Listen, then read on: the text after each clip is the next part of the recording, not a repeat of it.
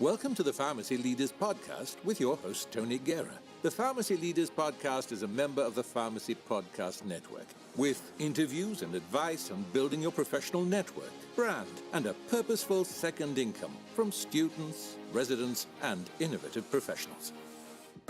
At Drake, it all starts with you, and it starts in your first semester. Together, we'll build a path toward your career vision and goals. Whether you're a student in pharmacy, occupational therapy, athletic training, or pursuing other health sciences careers, you can prepare for a career in areas as diverse as patient care, management, public health, research, and more. Drake is where an immersive curriculum combined with community service and a vast alumni network enrich and challenge you long before you walk across the stage at graduation. This is where you build the unshakable foundation that lasts a lifetime. Hey, welcome to the Pharmacy Leaders Podcast. Today I have Kee Gales, who is just a couple of weeks from graduating from Drake University down here in Des Moines. And he is in Alaska right now on an APPE. And then he just got good news from Phase 2 of the match. So we're going to talk to him and see what he has to say about the match process and also about this really cool APP he is in. So Kee, welcome to the Pharmacy Leaders Podcast. Hi, Tony. Glad to be here. It's about time that I'm on your podcast. So he's given me that trouble because he's worked for me for 2 years, and I'd never actually asked him to be on the podcast. So I guess I apologize for paying you for 2 years for that.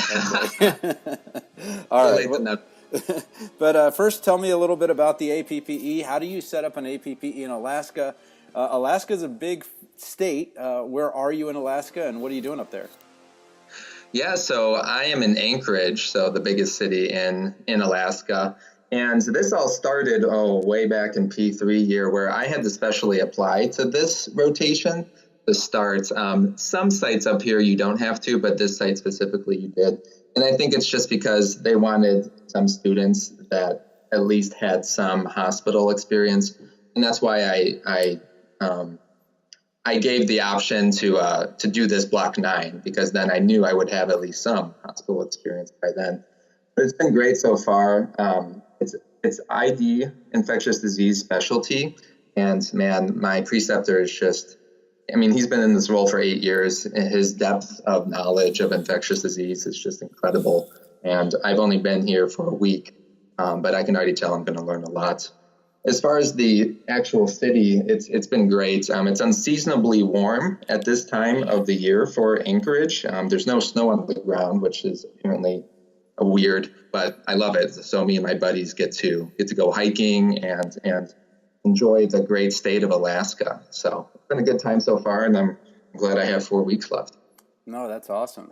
Well, tell us a little bit about what it's like to go through Phase 1 and then enter Phase 2, because everything is against you with Phase 2. I'll give some numbers for those of you that don't know, but your odds of getting a residency in Phase 2 are 8%.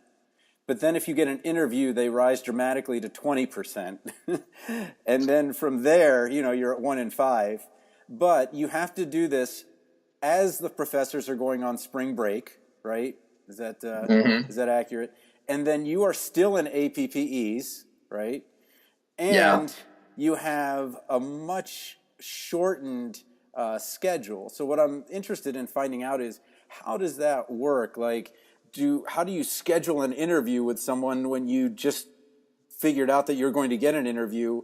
How quickly does things happen? All of that stuff. So can you walk us through kind of the process? Because I've always known you as a very level-headed person, so this is probably where you shine, where things are very pressured, and you're Kee. You're the guy that just kind of stays calm amongst the storm.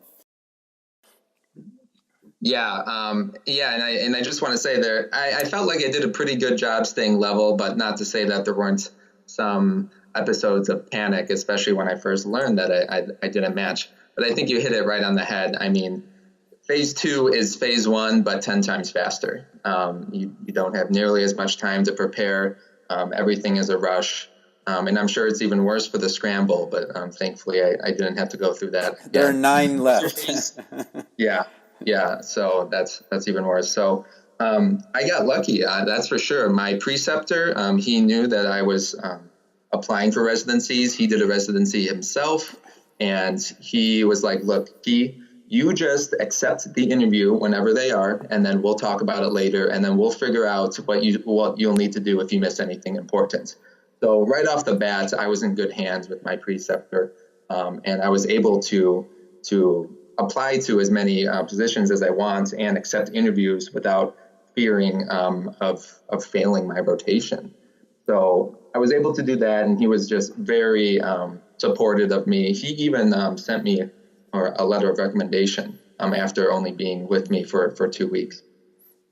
Anyway, it's just so fast. I remember the actual interviews and the application forecast opened on March 19th, and some of them closed March 20th. What? And so, yeah, really, in fact, I missed one. I missed an interview that I missed an application that I wanted to apply for because I didn't realize they would close so quickly. So you got to be on your A game. The weekend before, start making a list of places you want to go. Make sure that you know, and they can change. I mean, like these programs, they can say, "Oh, we're closed on the 21st," but if they get 80 to 100 applicants to apply within the first 12 hours, I mean, they might close it within the first few hours. Sure. So it's certainly a numbers game. It's a little bit of luck, but I think I was able to stay level-headed. And the big question is why? Why didn't I match? And I got that question in a few of my interviews. And I think it's best to be honest. For me, I think it was my interviewing skills, and I told them that, and I think they appreciated my honesty. And I think that helped to say, I could have said, it was just the algorithm, that threw everything off, and it really wasn't my fault. Well, it could be, but I had no idea. So I think it was nice to be honest and in my response to that question. And you wouldn't even really have time, like, hey, can you tell me why I didn't match? Because you've got 12 hours, 24 hours maybe for some of the places that you're trying to apply to. So that feedback would have to come pretty quickly. Yeah, it is crazy fast. And like I said, it opened the 19th, and I figured out the 15th. So there was 4 days of prep between there, and then, applications flying through the roof. I applied to, I think, 6 applications. And so it's, it was tough because I had rotations, and there was just a lot of work on top of that. So, yeah. And tell me a little bit about how you ended up where you did, because you're from Chicago, and you still maintained, I believe, the geographic area that you wanted in the beginning, which was to really stay in the Midwest. That's your home, and that's where you've lived, and that's where you went to college. Tell me a little bit about your geographic search. Yeah, certainly. So for phase 1, I definitely focused more into the Midwestern locations and rotations because there are so many programs. I figured I could. But then for phase 2, there was certainly less. And so I definitely expanded. I ended up applying to places in Arizona, Pennsylvania, Wisconsin, and Indianapolis. So 2 of them in the Midwest, but 2 of them pretty far away that I wouldn't have thought of in phase 1. And so, yeah, I guess it was just the luck of the cards that I was able to stay in the Midwest where I'm more comfortable. Yeah, and I think on the other side, too, they tend to know that if you're going to, I don't know, I married a Midwesterner, and I remember that when I was talking to a physician, when they would interview another physician, they would say, "Where's your wife from?" which is a kind of a strange question to ask. And if they said she's from the Midwest, then they knew that he would probably stay. And if he was from the East Coast or she was from the East Coast, then they might not. So a lot of times I know programs in the Midwest prefer to have Midwesterners because they know, you're from around here, then maybe you'll stay around here. You probably know the laws pretty well, although they don't translate exactly from state to state. But certainly you're driving distance from home or close to driving distance from Chicago? Yeah, I will be. I'll be like 3.5 hours. And yeah, to touch on your point, I've seen a lot of that idea of like, oh, you're from here, so you're more likely to stay here. Mm-hmm. Here up in Alaska, actually. And that's a big thing for physicians and other pharmacists is that, they ask where you grew up, and if you grew up in Alaska, well then sometimes you're more likely to stay up there. So yeah, I definitely agree with you there. Okay. So now tell us a little bit about what you're going to do. What you're going to be in Alaska, and then you come back to Des Moines to walk, and then you've got how long till boards, and then how long till residency? Like, what's your path from here to the finish line? In Indianapolis. What a great segue. Yeah, again, it'll be speedy for sure. So let's see. Yeah, I get a week off after I'm done with rotations, and then I cross the line for one of the finish lines Checkered for flag, graduation. yeah. Okay. Yep.